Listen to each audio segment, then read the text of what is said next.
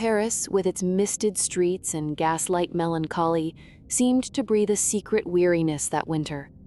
The theaters glimmered like open wounds of laughter and light amid the gray.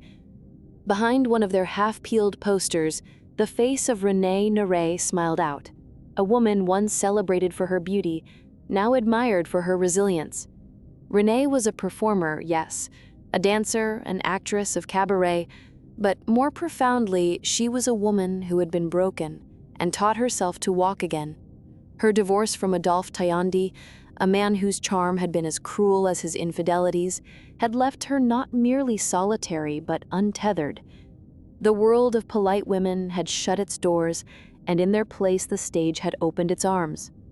Each evening, beneath the glare of the footlights, Renée adorned herself in sequins and defiance.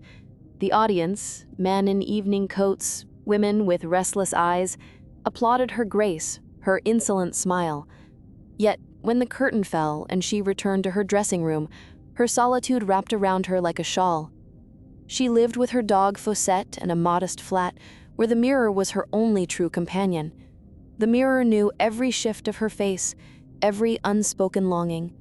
Sometimes after performances, she would pour herself a glass of wine and speak to her reflection as if to an old friend. We are free, aren't we? Free and a little lost.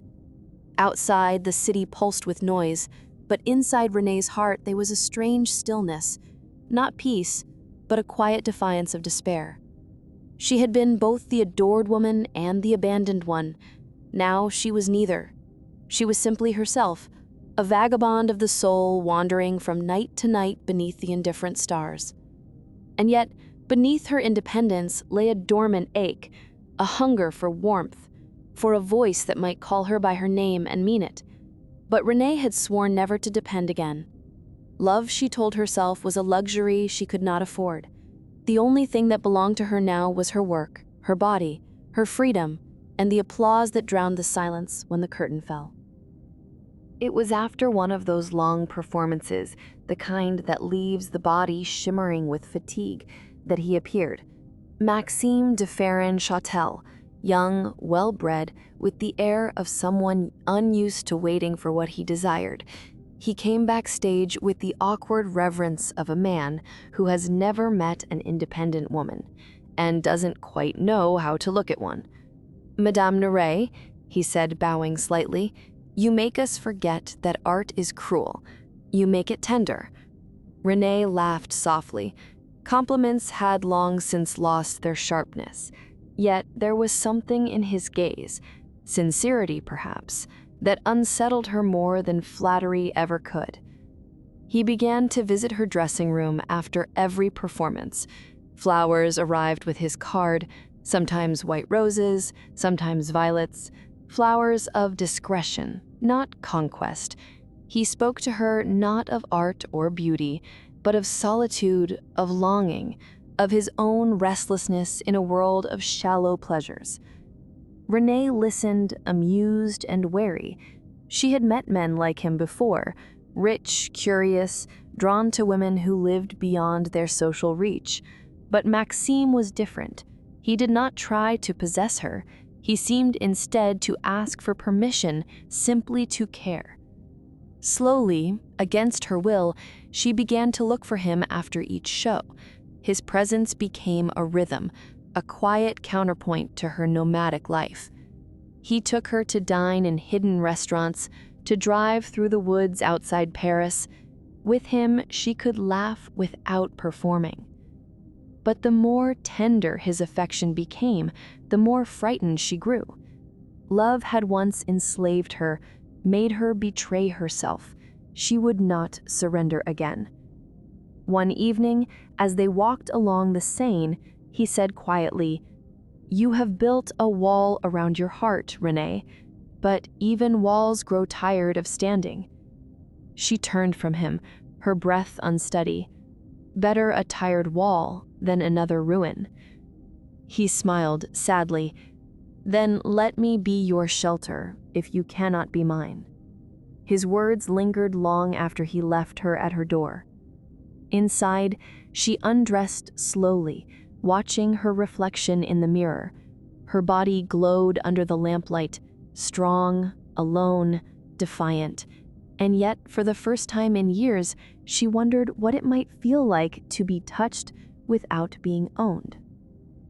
Spring unfurled over Paris, warm and reckless. The theaters filled with perfume and laughter.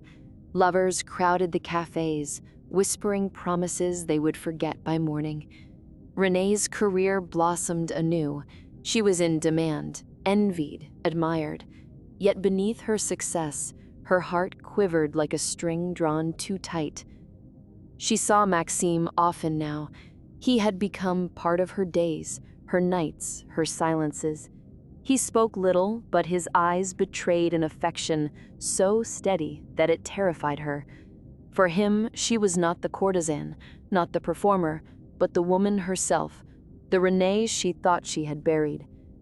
One evening, after a performance that left her trembling with exhaustion, Maxime found her in her dressing room. He took her hands gently. "Come away with me," he said.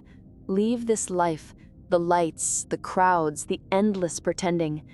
Come live where mornings are quiet, where no one applauds and no one owns you." For a moment, the room swayed. The simplicity of his words struck her like music she had once loved and forgotten.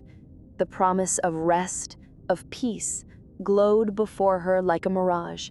She looked into his face and saw sincerity, youth, and the kind of faith she had long abandoned. "Do you love me, Maxime?" she asked softly. "More than I understand," he said. Renee closed her eyes. Her heart beat wildly, painfully, as if remembering how to hope. For 3 days she disappeared. They fled to the countryside, to a small house surrounded by lilacs and silence. She laughed again, barefoot in the grass, her hair undone, her soul lightened by the illusion that freedom and love could coexist.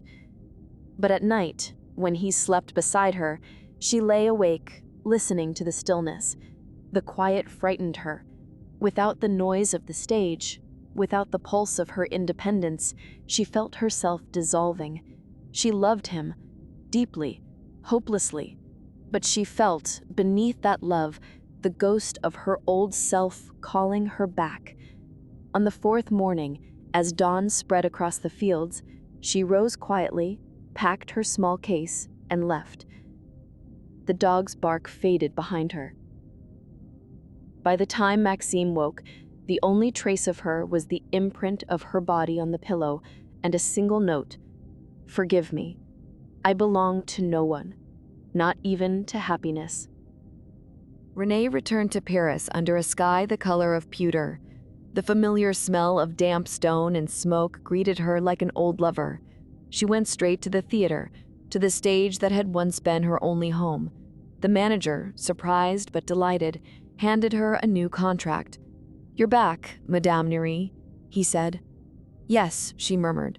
"I always come back." She danced that night as though the stage were both punishment and salvation. The audience cheered, her name shimmered again in the papers. Yet within her, something had changed irrevocably. She thought often of Maxime, of his quiet smile, his unguarded affection. She could imagine him waiting, bewildered, his love still open like a wound. She had hurt him, yes, but she could not have done otherwise. To stay would have meant losing herself. Her fellow performers noticed her silence, the faint shadow behind her laughter. Only Facette, her dog, saw the tears that sometimes fell as she unpinned her hair at night. The city moved on, indifferent. Lovers quarreled, seasons shifted, and Renee danced through it all. Graceful, untouchable, a woman who belonged to no one and nothing. Yet the ache of what she had left behind grew sharper with each curtain fall. One evening, she caught her reflection in the mirror. Tired eyes, lips that still remembered kisses, a body both powerful and fragile. She whispered to the woman in the glass, "We chose freedom. Now let us live with it." But freedom, she was learning, could be lonelier than captivity. Winter returned. The snow softened the noise of Paris. muffling its chaos into silence. Renaud continued to perform, her fame undimmed, her beauty mysterious, remote. But within her, a quiet reconciliation was taking place between the woman she had been and the one she had become. One night, after a triumphant performance, she walked home alone through the falling snow. The streets were empty, the air full of the faint perfume of frost. She stopped on a bridge, looking down at the black water glinting below. In its surface, she saw her reflection, older now, wiser, yet still alive with the same untamable spark. She thought of Maxim. She no longer felt sorrow, only gratitude. Gratitude for having been loved purely, once. His memory was a warmth she carried silently, not a wound, but a light that guided her through solitude. Reaching her apartment, she found Fawcett waiting, tail wagging, eyes bright. Renee smiled, knelt, and pressed her face to the dog's fur. "Yes, my dear, we are enough." The lamp flickered softly. The mirror, catching her image, reflected not despair, but serenity, the calm of a woman who had chosen her own exile and made peace with it. Outside, the snow thickened, covering the city in quiet white. Somewhere, perhaps, Maxim still dreamed of her, but Renee, at last, was no longer dreaming.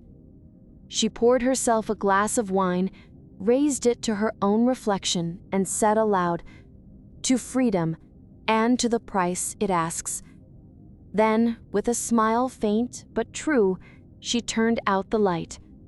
And in the darkness, the vagabond rested, not conquered, not lost, but free.